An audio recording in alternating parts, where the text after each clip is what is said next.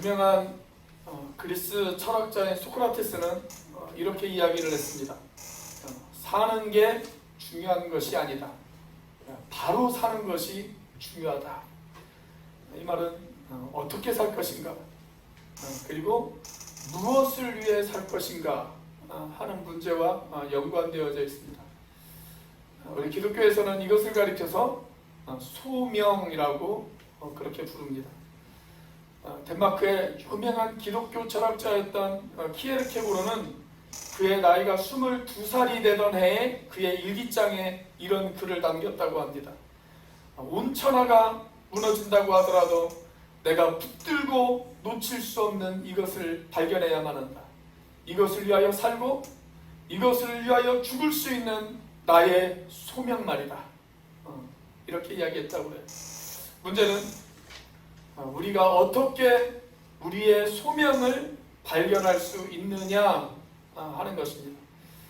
그런데 우리가 특별히 구약 성경을 이렇게 읽다 보면 하나님께서 귀하게 쓰신 사람들, 그 사람들이 자기의 소명을 발견할 때 특별히 기도 중에 소명을 발견했다라는 것을 우리가 많이 발견을 할 수가 있습니다. 오늘 본문에 나타난 구약의 선지자 이사야도 마찬가지의 일입니다. 때는 BC 730년경쯤 되어지는 해였습니다. 그 당시 유대의 매우 지혜로운 왕이었던 우시야라고 하는 왕이 죽었습니다. 우시야가 남왕국인 유다를 한 52년 동안 통치를 했거든요. 그 당시 52년을 통치했다는 것은 상당히 오랫동안 통치를 한 것입니다. 그리고 그는 꽤 훌륭한 왕이었습니다. 그리고 꽤 괜찮은 정치인이었습니다. 그런데 말년에 문득병을 얻죠. 그래서 비참하게 죽고 말았어요. 이렇게 나라 안쪽으로는 꽤 괜찮았던 왕이 죽었습니다. 그리고 나라 밖으로는 아시리아, 성경에서는 아수르 이렇게 표현을 하고 있는데 그 아시리아를 비롯해서 주변에 있는 여러 강대국들로부터 위협을 당하고 있는 그런 처지에 내몰려 있었습니다. 안으로도 혼란스러웠고 밖으로도 매우 혼란스러운, 그래서 나라의 앞일을 전혀 예측할 수 없는 그런 매우 힘든 상황 가운데 지금 처해 있었습니다. 이런 상황에서 이사야는 자기 조국의 운명을 짊어지고 성전 안으로 들어가 하나님 앞에 기도하기 시작합니다. 그렇게 기도하다가 그가 평생 해야 될 사명을 발견합니다. 그것이 오늘 본문에 등장하는 내용이에요. 자, 그렇게 하나님께서 그를 선지자로 부르시는 소명을 깨닫는 오늘 본문 말씀을 우리가 묵상을 하면서 이 이사야가 그날 발견했던 소명, 자신이 존재해야 하는 존재의 이유에 대한 소명, 자기 인생에 대한 소명, 그 소명 앞에 이사야가 과연 어떻게 기도를 했는지, 그리고 오늘 나의 소명을 발견하기 위해서, 그리고 우리 공동체의 소명을 발견하기 위해서 우리는 어떻게 기도를 해야 하는지 한번 살펴보기를 원합니다. 자, 우리는 어떻게 기도해야 될까요? 우리의 소명을 위해서, 그것을 위해 살고 그것을 위해 죽을 수 있는 나의 소명을 발견하기 위해서 우리는 어떻게 기도해야 할까요? 첫째로 참회의 기도를 해야 합니다. 참회의 기도를 해야 합니다. 여러분, 그리스도인들이 일생을 통해서 경험할 수 있는 가장 중요한 두 가지 사건이 있어요. 가장 중요한 두 가지 사건. 하나는 구원의 사건입니다. 그리고 다른 하나는 소명의 사건입니다. 이것을 이렇게 이야기할 수가 있어요. 여러분들 인생에 있어서 가장 중요한 두 가지의 질문이 있습니다. 이 질문에 대해 확고하고 명확하게 대답을 하시지 못하신다면 인생을 제대로 살지 못한 것입니다. 첫째는 뭐냐면 구원 받으셨습니까? 하는 질문입니다. 구원 받으셨습니까? 예수님을 인격적이고도 개인적인 그 주님으로 분명하게 영접한 그런 경험이 있으십니까? 이게 첫 번째 질문이에요. 자, 그리고 이건 또 성경에서 이야기하는 가장 중요한 질문입니다. 너 예수님 만났냐? 하는 질문이에요. 자, 두 번째 질문은 구원받았다면 당신이 평생 붙잡아야 할 당신의 사명은 무엇입니까? 하는 질문입니다. 이 두 가지가 가장 중요한 질문이다 라고 그렇게 이야기할 수가 있어요. 그런데 이 구원과 소명의 사건이 동시에 찾아올 수가 있습니다. 어떤 사람에게는 그 구원과 소명의 사건이 동시에 찾아올 수가 있어요. 즉 예수님을 만나는 그 순간 자기가 평생 해야 할 소명을 발견하는 사람들도 있습니다. 그 대표적인 사람이 저는 바울이라고 생각합니다. 바울은 다메섹 도상에서 어느 날 예수님의 음성을 듣죠. 그가 예수님의 음성을 듣는 그 순간 그의 인생은 뒤집어지기 시작을 합니다. 자, 그렇게 그의 인생이 뒤집혀진 그 순간 그는 평생 자기가 해야 할 소명을 발견합니다. 주님이 말씀하시잖아요. 너는 이방인 선교를 위해서 내가 선택한 그릇이다. 그렇게 이야기를 하세요. 이렇게 바울은 구원과 소명의 사건이 같이 왔어요. 그런데 어떤 경우에는 구원과 소명이 따로따로 오는 경우도 있습니다. 분명히 구원의 확신은 있어요.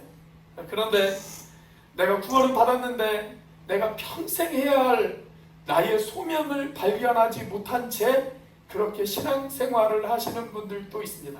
그러다가 어떤 계기가 되어져서 그 소명을 발견해요. 하나님이 나에게 이런 소명을 주셨구나. 그렇게 뒤늦게 소명을 발견하시는 분들도 있어요.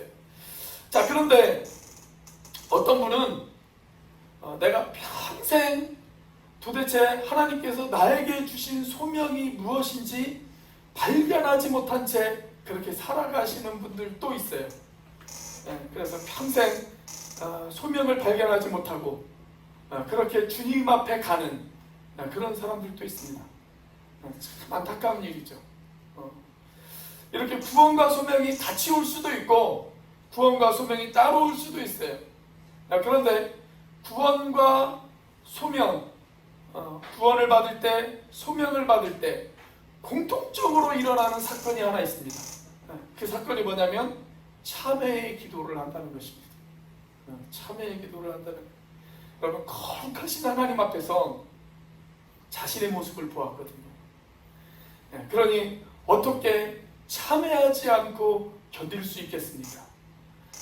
내가 구원받았는데, 내가 하나님으로부터 소명을 받았는데 나에게는 참회의 사건이 없었다.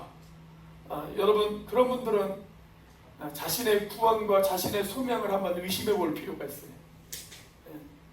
그런데 왜 이런 기도를 하게 되어질까요? 왜 이런 참회의 기도를 하게 되어질까요? 두 가지 이유가 있습니다. 한 가지 이유는 여러분, 구원을 받거나 소명을 받는 것은 하나님을 만나는 일이기 때문에 그렇습니다. 하나님을 만나는 사건이기 때문에 그래요. 하나님은 거룩한 분이세요. 죄인된 우리가 거룩하신 하나님을 만난다는 것, 여러분, 그것은 두려운 일입니다. 거룩하신 하나님 앞에 서면 내가 얼마나 추잡하고 얼마나 더러운 존재인지를 발견하게 되어집니다. 지금 이사야가 그 체험을 한 거예요. 그 체험. 이사야가 성전에 들어가자마자 천사들의 찬양 소리가 들립니다. 자, 그 찬양 소리가 어떤 소리로 들렸습니까? 본문 3절 말씀을 보니까 거룩하다, 거룩하다, 거룩하다. 거룩하신 하나님을 발견했어요. 이사야가 거룩하신 하나님을 발견한 순간 그는 죄인된 자기 자신의 모습을 발견했습니다. 그리고 그 앞에서 거꾸러지기 시작을 합니다. 그러면서 이런 고백을 하죠. 5절 말씀입니다. 같이 한번 읽어보겠습니다. 시작. 그때에 내가 말하되 화로다 나여 망하게 되었도다. 나는 입술이 부정한 사람이요 나는 입술이 부정한 백성 중에 거주하면서 만군의 여호와이신 왕을 배웠음이로다 하였다나. 거룩하신 하나님 앞에 섰을 때 상대적으로 거룩하지 못한 나 자신을 발견했어요. 이것은 마치 우리가 투명하고 깨끗한 거울 앞에 서면 내 모습이 더 잘 보이죠. 얼룩진 거울보다는 깨끗한 거울 앞에 서면 내 모습이 훨씬 더 자세히 보이지 않겠습니까? 우리가 그 스마트폰으로 사진을 찍을 때 얼굴이 좀 작은 사람, 이런 사람하고 같이 사진을 찍으면 상대적으로 저 같은 사람은 얼굴이 커 보입니다. 그렇죠? 그와 마찬가지예요. 제 중학교 동창 중에 임보현이라고 하는 친구가 있어요. 임보현 목사님 아들이거든요. 이 친구하고 중학교 3년 동안 가운데 한 2년을 같은 반을 했어요. 중학교 3년 기간 동안에 한 2년을 저와 같은 반을 했는데 너무 맑아요. 사람이 너무 깨끗하고 너무 맑아요. 한 2년을 같이 같은 반에서 이렇게 생활을 했는데 욕도 안 하고 화도 안 내고 짜증도 안 내고 항상 웃고 너무 투명해요. 막 성자가 따로 없어요. 저도 제가 비록 이렇게 보여도 저도 상당히 맑은 과에 속했거든요. 저도 맑은 과에 맑은 물에 사는 1급수에 사는 그런 물고기였는데 그 친구 앞에 서면은요 저는 상대적으로 오염된 사람이에요. 상대적으로 오염된 사람. 여러분 우리가 사람 앞에 서도 이런데 하물며 완전하신 하나님, 거룩하신 하나님, 거짓이 없으신 그 하나님 앞에 선다면 이사야와 같은 이런 고백을 할 수밖에 없지 않겠습니까? 화가 나요. 나는 부정한 사람입니다. 나는 죄인입니다. 내가 거룩하신 하나님 앞에 서보니 하나님 저는 너무나도 추잡하고 더러운 사람입니다. 이런 고백을 할 수밖에 없지 않겠어요? 자, 참회의 기도를 할 수밖에 없는 또 다른 이유는 뭐냐면 하나님께서 어떤 사람을 구원하거나 그에게 소명을 주실 때 하나님은 언제나 그에게 거룩을 요구하시기 때문에 그렇습니다. 언제나 그에게 거룩함을 요구해요. 왜 하나님이 거룩함을 요구하실까요? 하나님은 깨끗한 그릇을 사용하시기 때문에 그래요. 깨끗한 그릇을. 사랑하는 여러분, 하나님 나라에는 큰 그릇도 있습니다. 그리고 작은 그릇도 있습니다. 하나님은 큰 그릇도 큰 그릇 나름대로 요긴하게 쓰십니다. 그런데 작은 그릇도 작은 그릇 나름대로 요긴하게 쓰세요. 여러분의 집에 큰 그릇도 있고 작은 그릇도 있지만 여러분 작은 그릇도 작은 그릇 나름대로 용도에 따라서 여러분들이 사용을 하시잖아요. 마찬가지예요. 하나님도 큰 그릇도 쓰시지만 작은 그릇도 쓰세요. 우리 중에 큰 그릇인 사람이 있습니다. 그렇다고 해서 교만해질 필요도 없어요. 또 우리 중에는 작은 그릇인 사람도 있습니다. 그렇다고 해서 열등감을 느낄 필요도 없습니다. 왜냐하면 하나님은 큰 그릇이든 작은 그릇이든 다 귀하게 여기시고 그것들을 하나님의 뜻대로 용도에 맞춰서 그렇게 사용을 하시기 때문에 그렇습니다. 하나님은 큰 그릇도 쓰십니다. 하나님은 작은 그릇도 쓰십니다. 자, 그런데 하나님이 쓰시지 않는 그릇이 있습니다. 어떤 그릇일까요? 더러운 그릇은 하나님이 쓰시지를 않습니다. 그래서 하나님은 어떤 사람을 쓰시기 전에 그 사람을 먼저 깨끗하게 하시는 작업을 하세요. 깨끗하게 하시는 작업. 깨끗하게 설거지를 한 다음에 하나님은 그 그릇을 사용을 하십니다. 자, 그래서 지금 이사야가 이렇게 고백하잖아요. 화로다 망할라요. 나는 입술이 부정하고 하나님 나는 마음이 부정한 사람입니다. 하나님 나는 부정한 사람들 속에서 살아서 나는 몸도 마음도 내 입술도 하나님 부정하게 되었습니다. 하나님 저는 그런 존재입니다. 그렇게 이사야가 하나님 앞에 자신의 모습을 고백하면서 참회의 기도를 하나님 앞에 드리지 않습니까? 자, 그 순간 하나님은 천사를 보내셔서 이런 선언을 하게 하십니다. 6절과 7절 말씀 같이 한번 읽어보겠습니다. 시작. 그때 그 스랍 중에 하나가 부젓가락으로 제단에서 집은 바 핀 숯을 손에 가지고 내게로 날아와서 그것을 내 입술에 대며 이르되 보라 이것이 내 입에 닿았으니 내 악이 제하여졌고 내 죄가 사하여졌느니라 하더라. 내 악이 제하여졌고 내 죄가 사여졌느니라. 하나님께서 용서를 선언해 주셨어요. 자, 그런데 천사가 왜 숯불을 가지고 입에다 갖다 대었을까요?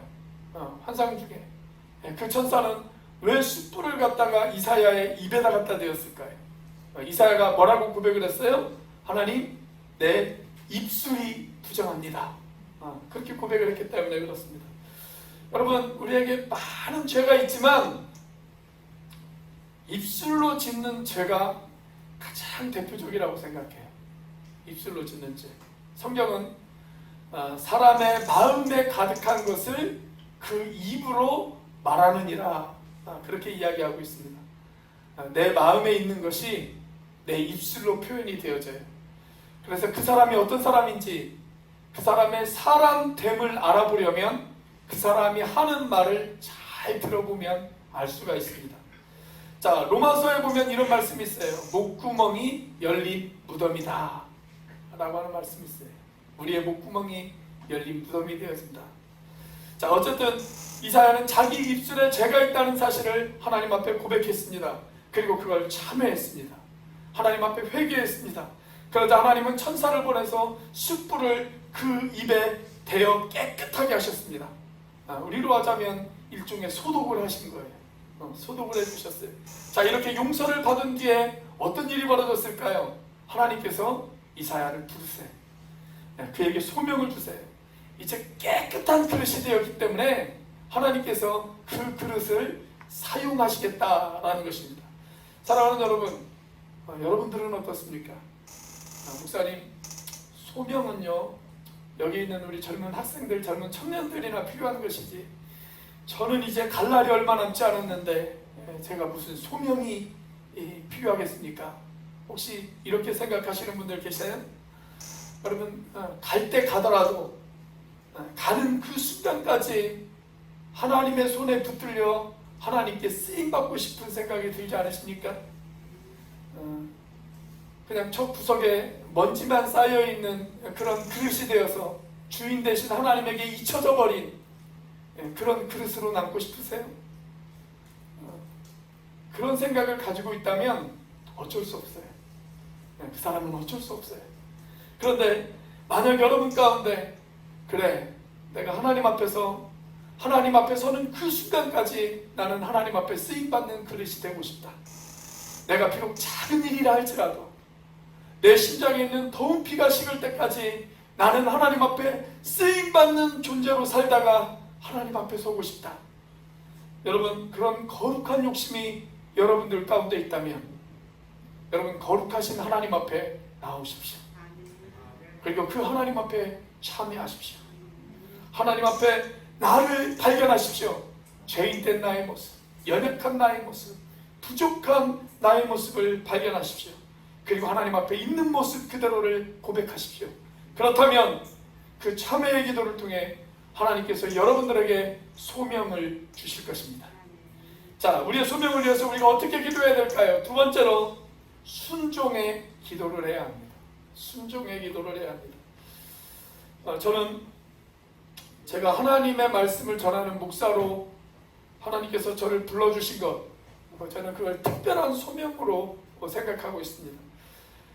그리고 그 소명을 주신 하나님 앞에 저는 늘 감사하고 있습니다. 자, 그런데 우리가 오해하지 말아야 될 것은 뭐냐면, 우리가 소명이라는 것이 꼭 목사나 아니면 선교사들에게만 주어지는 것이다 라고 생각하는 것을 오해하지 말아야 됩니다. 그걸 오해하지 말아야 됩니다. 저는 이것이 한국교회의 가장 고질적인 질병이라고 생각을 해요. 언젠가 저희 쌍둥이 중에 하나가 저에게 이런 말을 한 적이 있어요. 아빠, 나도 신학교 갈까? 그러더라고요. 그래서 제가 이런 말을 했습니다. 좋지. 가면 좋지. 그런데 지금의 네 모습이라면 아빠가 너를 위해서 추천서를 써줄 수 없어. 그랬어요. 왜냐하면 그때 그 분위기가, 그 이야기를 한 것이 자기가 어떤 소명감을 가지고 한 이야기가 아니라는 것을 제가 알기 때문에 그렇습니다. 여러분, 목회자에게 반드시 있어야 하는 것, 가장 중요한 것, 그건 소명감이에요. 소명감. 다른 건 조금 다 부족해도 괜찮아요. 그런데 반드시 있어야 되는 문제, 그건 소명감의 문제입니다. 소명감의 문제. 그런데 그 소명감이 목회자에게만 필요할까요? 한국교회의 가장 고질적인 질병은 그 소명감을 평신도들에게는 별로 강조하지 않는다는 것입니다. 여러분, 성경이 목회자들에게만 소명감을 강조하고 있습니까? 목회자들에게는 소명감이 있어야지만 여러분들에게는 소명감이 없어도 된다. 성경이 그렇게 이야기하고 있나요? 자, 바울이 자신의 모든 신학을 총집대성한 책이 로마서입니다. 로마서. 자, 그런데 로마서 1장 1절에서 바울은 자기 자신을 로마 교회 교인들에게 이렇게 소개를 하고 있어요. 자, 1장 1절 같이 한번 읽어보겠습니다. 시작. 예수 그리스도의 종 바울은 사도로 부르심을 받아 하나님의 복음을 위하여 택정함을 입었으니. 자, 여기에서 바울은 하나님께서 나를 하나님의 복음을 위해서 택정해 주셨다. 선택해 주셨다. 하나님이 나를 불러주셨다. 분명한 자신의 소명감을 여기에서 이야기하고 있어요. 자, 그런데 바울만 부르심을 받았을까요? 6절 말씀을 보겠습니다. 6절이 중요해요. 자, 6절 같이 한번 읽어보겠습니다. 시작. 너희도 그들 중에서 예수 그리스도의 것으로 부르심을 받은 자니라. 바울이 자신이 하나님의 부르심을 받아 복음을 위해 살아가는 것처럼 너희도 하나님의 부르심을 받은 자다. 그렇게 이야기합니다. 내가 부르심을 받은 자인 것처럼 너희들도 하나님의 부르심을 받은 사람들이다. 그렇게 이야기하고 있어요. 우리 앞뒤 좌우에 있는 분들하고 한번 인사해 보겠습니다. 당신도 부르심을 받은 사람입니다. 한번 인사해 보겠습니다.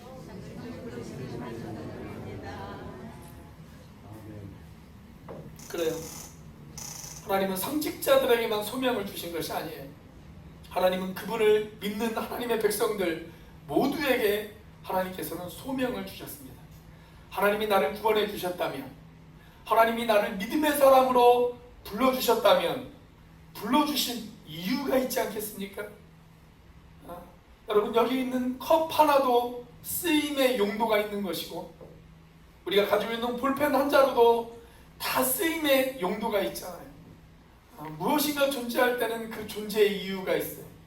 자, 그렇다면 하나님께서 나를 하나님의 사람으로 불러주셨을 때에는 하나님의 어떤 이유가 있지 않겠어요? 그 이유가 바로 소명이죠. 소명. 내가 하나님 나라에 가는 그 순간까지 내가 해야 할 일이 있어요. 하나님이 나를 불러주신 이유가 있단 말이에요. 여러분, 우리가 흥미로운 것은 고린도전서 7장을 보시면 바울이 이런 이야기를 해요. 우리 중에 믿지 않는 남편이 있죠. 믿지 않는 남편 또는 믿지 않는 아내가 있을 수 있어요. 여러분들은 참 고생이 많으신 분들입니다. 참 고생이 많으신 분들이에요. 우리 옆에 분들 한번 바라보시고요. 믿지 않는 남편, 믿지 않는 아내가 있으신 분들이 누군지 다 아시죠? 우리 그런 분들에게만 한번 인사해 보겠습니다. 참 고생이 많으십니다. 한번 인사해 보겠습니다.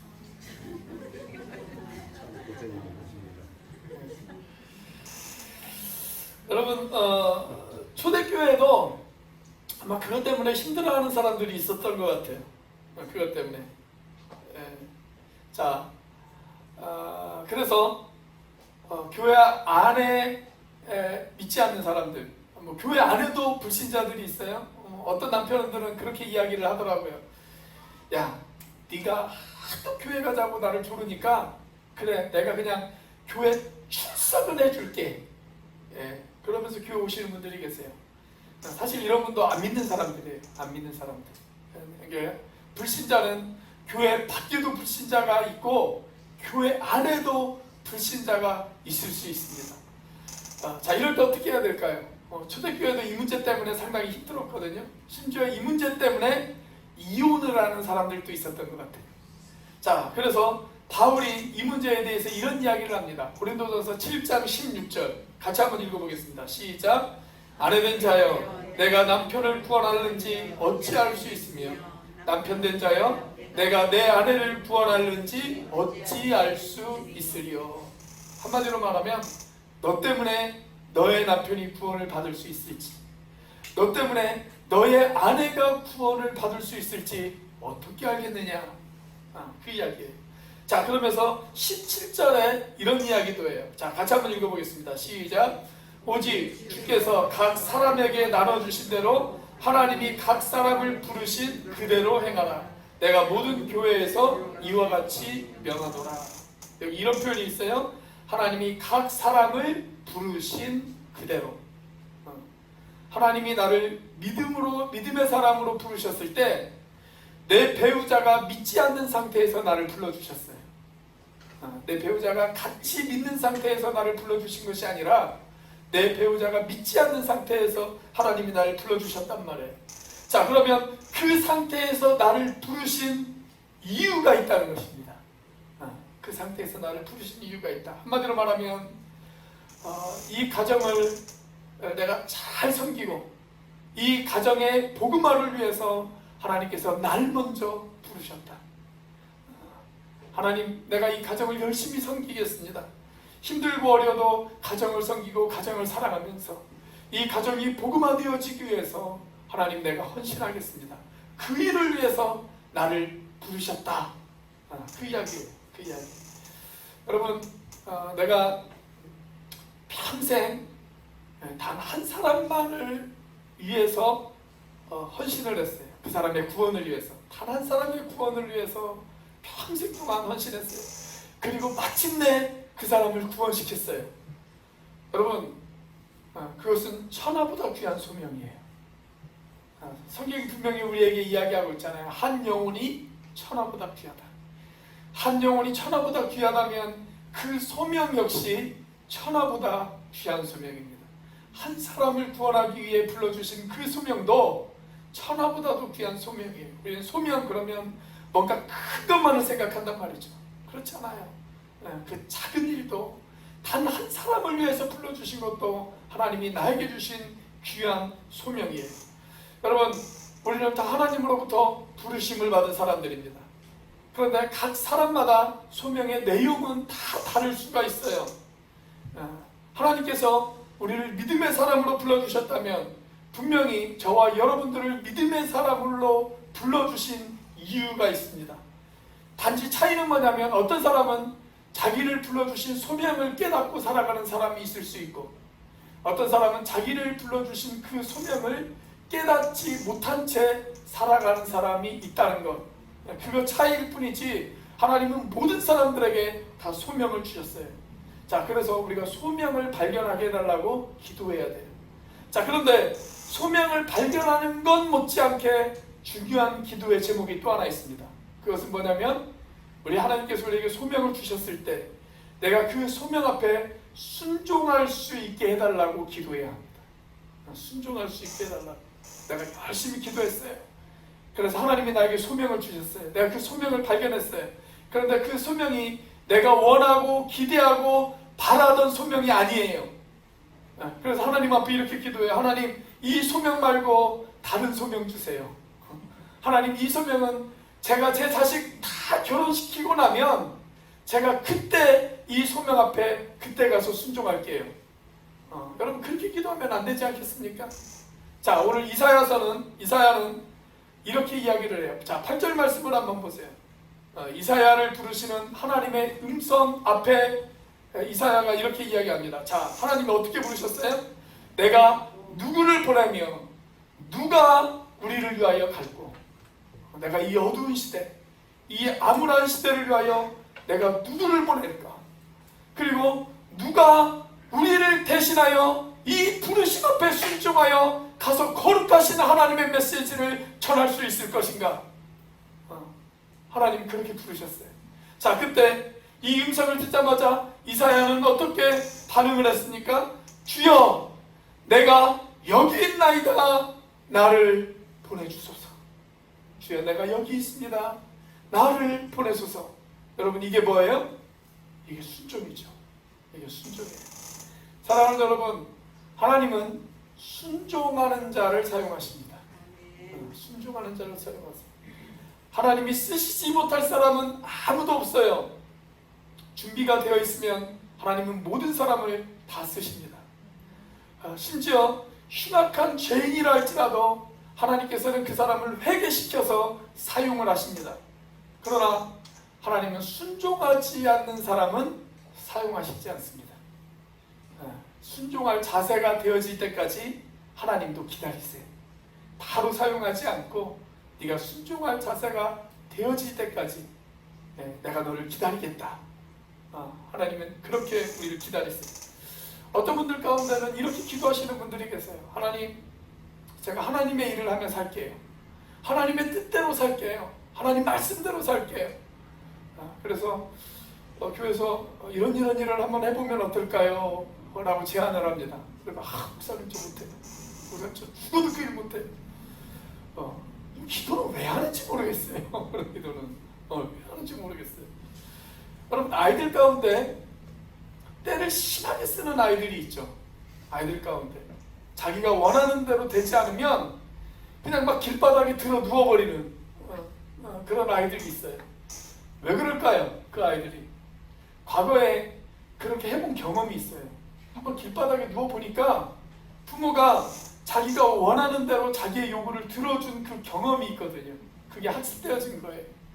그래서 그냥 길가에 두고 누워버려요. 우리가 아이들을 볼 때, 야, 저 아이들을 진짜 천사와 같이 예쁘다. 그렇게 이야기할 때가 참 많죠. 근데 여러분 그거 아세요? 아이들이요, 우리가 생각한 그 이상으로 아이들이 훨씬 더 영악합니다. 아이들이 영악해요. 여러분, 그럴 때 부모들이 어떻게 해야 될까요? 절대 그 아이의 요구를 들어주면 안 돼. 내버려둬야 돼. 내버려두면 제풀에 꺾입니다. 제풀에 꺾여서 나중에 부모의 뜻대로 따라와요. 여러분, 하나님도 마찬가지예요. 하나님께서 하나님의 뜻에 순종하지 않는 사람들을 어떻게 다루실까요? 내버려 두십니다. 제풀에 꺾일 때까지 내버려 두세요. 그러니까 여러분들의 선택은 둘 중에 하나예요. 하나님이 여러분들을 부르셨을 때 여러분들이 선택할 수 있는 방법 둘 중에 하나입니다. 하나는 뭐냐면 순종하는 거예요. 하나님의 뜻에 순종하는 거. 또 다른 하나는 뭘까요? 낭패와 실망 당한 뒤에 그때 나오는 겁니다. 그때 나오는 거. 우리 앞뒤 옆에 있는 분들에게 한번 인사해 보겠습니다. 바로 순종하시겠습니까? 한 대 얻어맞고 순종하시겠습니까? 한번 인사해 보세요. 여러분, 하나님이 주시는 소명을 발견하며 살아가기를 원하십니까? 그렇다면 기도하십시오. 기도하시되 순종의 각오로 기도하십시오. 하나님, 제가 여기 있습니다. 나를 보내소서. 이사야가 기도했던 것처럼 이런 순종의 각오를 가지고 기도할 때 하나님께서 여러분들을 사용하실 것입니다. 자, 우리의 소명을 위해서 우리가 어떻게 기도해야 될까요? 세 번째로 중보의 기도를 해야 합니다. 중보의 기도를 해야 돼요. 자, 이사야는 참회의 기도를 통해 깨끗해졌어요. 그리고 하나님의 부르심 앞에 순종했어요. 그러면 그때부터 사실 파송받은 사람이에요. 그때부터가 사실 보내심을 받은 사람입니다. 이사야가 지금 자리에서 일어나서 어디를 향해서 가지는 않았더라도 하나님께서 그를 부르셨고 그 부르심 앞에 순종했다면 그때부터가 사실 파송된 사람이에요. 보내심을 받은 사람이에요. 자, 이사야의 경우에는 해외로 파송된 사람이 아니라 국내로 파송된 사람이다 라고 그렇게 이야기할 수가 있습니다. 여러분, 우리가 선교사 그러면 다 해외로 파송된 선교사만을 생각하기가 쉬워요. 그런데 국내로 파송되어지는 사람들도 있습니다. 국내로 파송되어지는 사람. 자, 우리가 선교사라고 하는 말의 뜻이 보내심을 받은 자라고 하는 뜻을 가지고 있어요. 보내심을 받은 자. 우리가 요즘 수요일마다 12제자에 대해서 공부를 하고 있죠. 예수님의 12제자를 우리가 다른 말로 뭐라고 이야기를 합니까? 사도라고 이야기를 하죠. 사도. 자, 그런데 이 사도라고 하는 말의 헬라어가 아포스톨로스라고 하는 단어를 사용했어요. 그런데 이 단어의 뜻이 어떤 뜻을 가지고 있냐면 보내심을 받은 자라고 하는 뜻을 가지고 있습니다. 여러분, 우리 모두는 다 예수님의 제자이고 동시에 보내심을 받은 사람들이에요. 보내심을 받은 사람. 자, 그런데 보내심을 받은 장소는 다 다를 수 있습니다. 다를 수 있어요. 우리나라에 그 기독교가 들어오기 전부터 우리나라 사람들이 가지고 있는 개념 가운데 어떤 개념을 가지고 있었냐면 천직이라고 하는 개념이 있었죠. 하늘이 나에게 준 직업. 참 저는 그게 성경적인 직업관이라고 생각을 해요. 하늘이 나에게 준 직업. 자, 그리고 기독교가 들어오기 전부터 우리나라 사람들이 가지고 있는 개념 가운데 천사의 개념이 있었어요. 천사. 어떤 일을 하도록 하늘에 명을 받고 보내심을 받은 자. 그게 뭐예요? 그게 천사죠.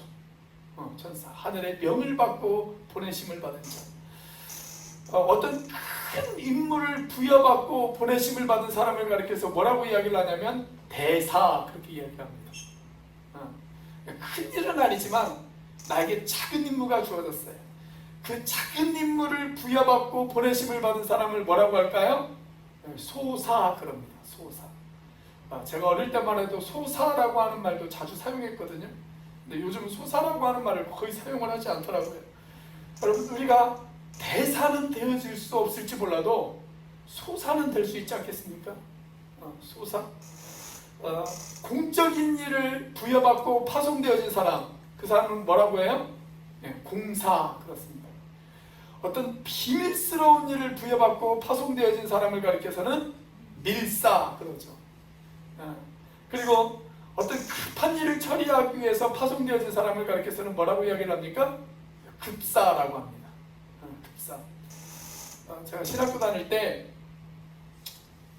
저희 후배들 가운데 선교사로 가겠다고 헌신하는 그런 후배들이 좀 몇 명 있었어요.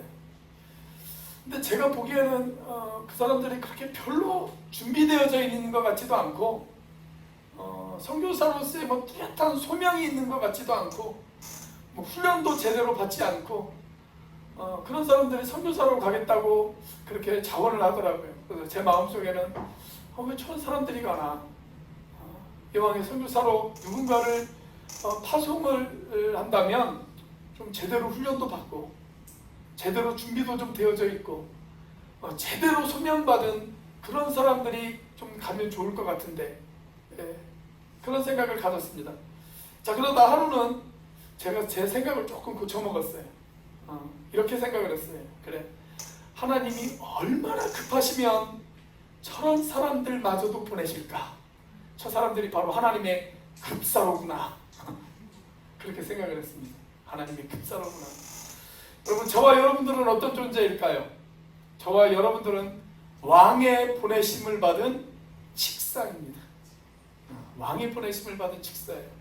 왕 대신 하나님께서 나를 이 땅에 보내셔서 하나님과 하나님의 나라를 위해서 이웃을 섬기며 그리고 그들을 사랑하며 그들에게 복음을 전하라고 나를 보내신, 우리는 하나님의 칙사다라고 그렇게 이야기할 수가 있어요. 여러분, 그렇게 살아가는 것이 우리가 하나님의 보내심을 받은 자로서 살아가는 선교적 마인드로 살아가는 그런 삶이다 라고 그렇게 이야기할 수가 있습니다. 그 선교의 장소가 다 다를 수는 있어요. 어떤 사람은 그 선교의 장소가 가정이 되어질 수가 있습니다. 어떤 사람은 그 선교의 장소가 직장이 되어질 수도 있습니다. 어떤 사람은 그 선교의 장소가 내가 속한 어떤 단체나 아니면 모임이 되어질 수도 있습니다.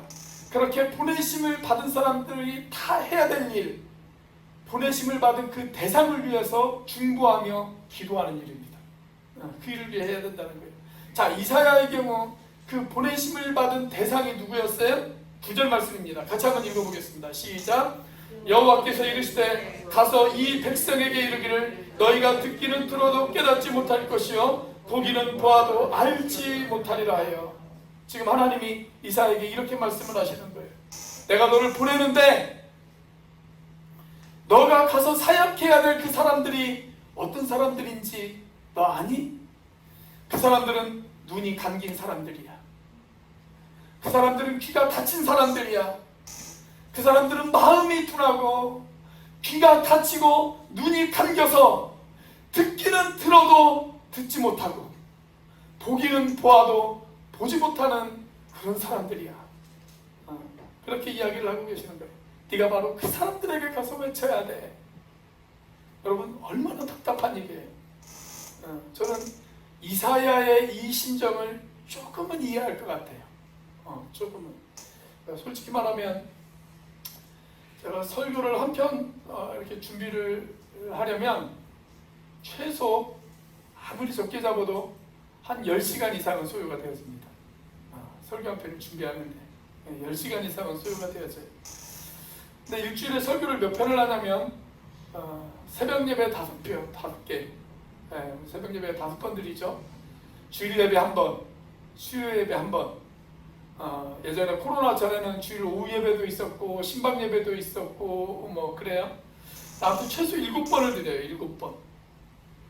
그러니까 설교가 끝나면 바로 또 설교 준비를 해야 됩니다. 이 시간도 설교 끝나면 또 설교 준비하러 올라가야 됩니다.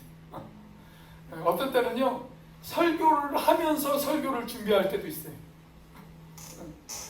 근데 이렇게 씨름하고 묵상하고 기도하고 그렇게 준비해서 설교를 이렇게 하는데 설교 시간 처음부터 주무시는 분들이 계세요. 처음부터. 제가 중간에 주무시는 분들에게는 아무 불만이 없어요. 왜냐하면 그것은 설교자의 책임도 어느 정도 있다. 저는 그렇게 생각을 하기 때문에 그렇습니다. 그래서 중간부터 주무시는 분들에게는 아무 불만이 없어요. 그런데 설교 시간 처음부터 주무시는 분들이 계세요. 처음부터. 그렇게 귀를 닫고 눈을 감고 그런 분들을 보면 제 마음이 좀 속상할 때가 있어요. 자, 아무튼 지금 하나님께서 이사야에게 그렇게 말씀하셨어요. 네가 가서 전해야 될 백성이 눈이 감겨있고 귀가 닫혀있고 마음이 둔한 그런 사람들이다. 자, 이사야가 그 이야기를 들었을 때 이사야는 하나님 앞에 이렇게 묻습니다. 11절이죠. 주여 어느 때까지입니까? 어느 때까지입니까? 주님, 그들의 영적인 상태가 언제까지 그렇게 지속되겠습니까? 언제까지 그들이 눈먼 장님의 상태로, 언제까지 그들이 귀머거리인 상태로 그렇게 있어야 되겠습니까? 이게 바로 중보기도죠. 이사야가 지금 그 백성들을 위해서 중보하며 하나님 앞에 기도하고 있는 거예요. 자, 그러자 하나님께서 이사야를 이렇게 위로하십니다. 어떻게 위로하십니까? 13절입니다. 같이 한번 읽어보겠습니다. 시작. 그 중에 10분의 1이 아직 남아있을지라도 이것도 황폐하게 될 것이나 밤나무와 상수리나무가 배임을 당하여도 그 구루터기는 남아있는 것 같이 거룩한 씨가 이 땅의 구루터기니라 하시더라. 결국 이런 말씀이죠. 이사야야, 앞으로 네가 가서 사역을 하다 보면 너가 전하는 말을 다 안 듣는 것처럼 그렇게 보일지 몰라. 그런데 다 그런 것은 아니야. 다 네 말을 안 듣는 것은 아니야. 그 중에는 남아있는 자들이 있어. 남아있는 자들이 있어. 나무가 배임을 받는다 할지라도 그 나무에 그루터기가 남아있는 것처럼 남은 자들이 있어.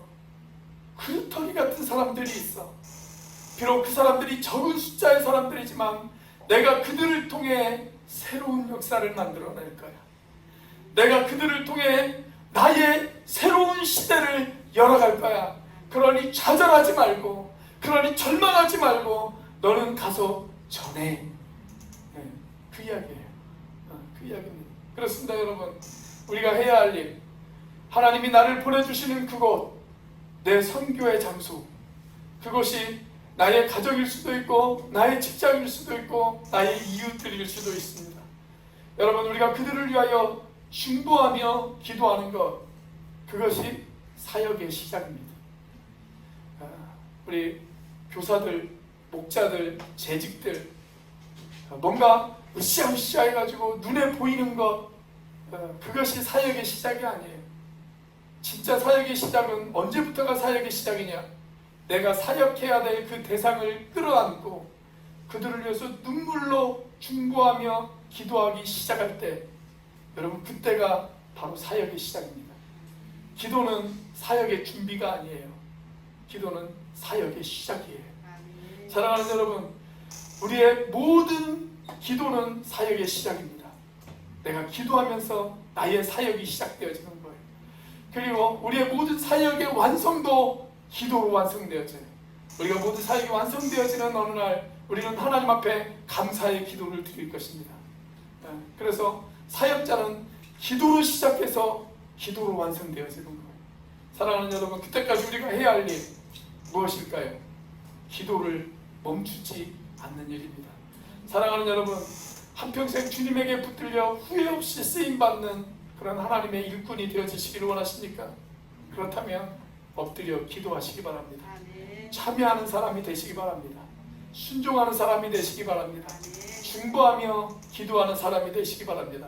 그러면 하나님께서 나를 사용하시는 그런 역사의 드라마를 여러분들이 묵도하시게 될 것입니다. 기도하시겠습니다. 우리 시간 같이 한번 기도하기를 원합니다. 우리는 하나님의 이름과 하나님의 나라를 위하여 부르심을 받은 사람들입니다. 하나님은 우리를 불러주셨고 그 불러주심에는 하나님의 이유가 있습니다. 하나님, 나를 불러주신 이유, 하나님이 나를 부르신 그 소명, 하나님 그 소명을 발견하고 내가 보내심을 받는 사람이 되어지기를 원합니다. 이 시간 여러분들 가운데 그 소명에 확신이 있으신 분들은 그 소명을 위해서 기도하시길 바랍니다. 하나님, 내가 이 소명을 완수하며 살기를 원합니다. 하나님이 나에게 불러주신 이 소명을 따라 내 인생을 드리기를 원합니다. 그렇게 기도하십시오. 우리 가운데 아직 그 소명을 발견하지 못하신 분들이 계시다면 하나님, 나도 그 소명을 발견하며 살아가기를 원합니다. 나를 불러주신 그 이유를 내가 발견하며 살아가기를 원합니다. 그렇게 기도하시는 이 시간이 되어지기를 바랍니다. 우리 같이 한번 한 목소리로 하나님 앞에 기도하도록 하겠습니다. 할렐루야. 살아계심의 역사하시는 하나님 아버지, 감사합니다. 하나님께서 나를 불러주신 이유, 아버지 하나님, 그 소명을 발견하며 살아갈 수 있는 거룩한 인생이 되어줄 수 있도록 하나님 역사하여 주시옵소서. 하나님께서 나를 구원해 주시고 하나님께서 나를 믿음의 사람으로 만들어 주신 데에는 하나님의 이유가 있는 줄로 믿습니다. 이 땅에 존재하는 한산한 것들까지도 그 존재의 이유가 있는데 하물며 하나님의 백성 삼아주신 나에게 그 존재의 이유가 없겠습니까? 하나님, 이 시간 그 이유를 발견하고 그 이유에 따라 나의 인생을 드리는 그런 존재가 되어주기를 원합니다. 하나님, 나의 소명을 발견하게 하여 주시옵소서. 그 소명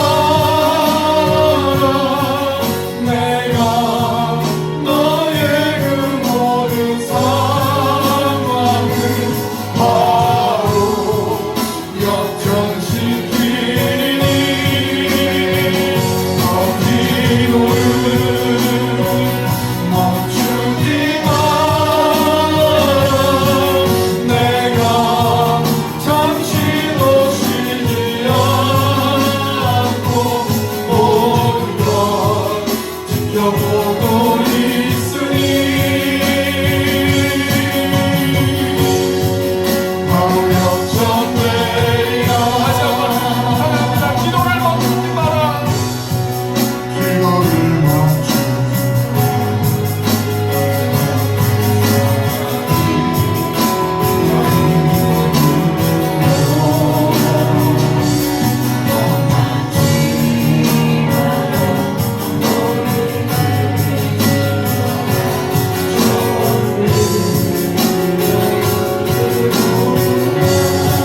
마음을 땡기지 마라.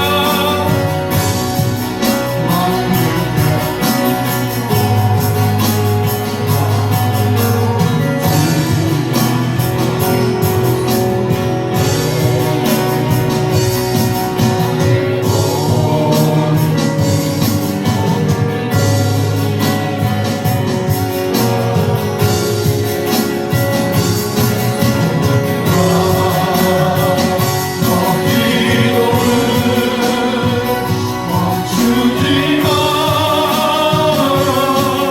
내가 너의 그 모든 상황을 바로 역전시키리. 너 기도를 멈추지 마. 내가 잠시도 쉬지 않고 모든 것 지켜보고 있으니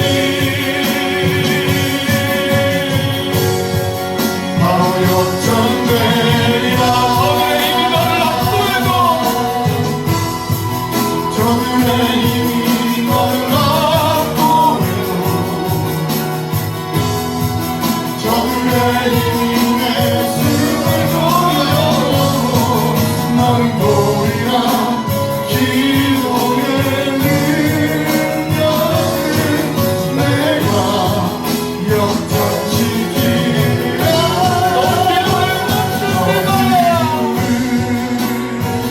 멈추지 마라. 내가 너의 그 모든 상황을 바로 역전시키니 너 기도를 멈추지 마라.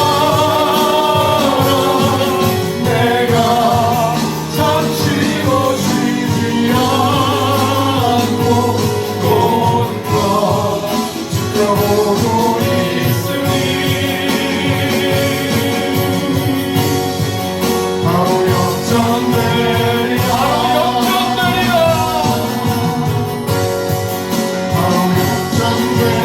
이제 역전되리라. 이제 역전되리라.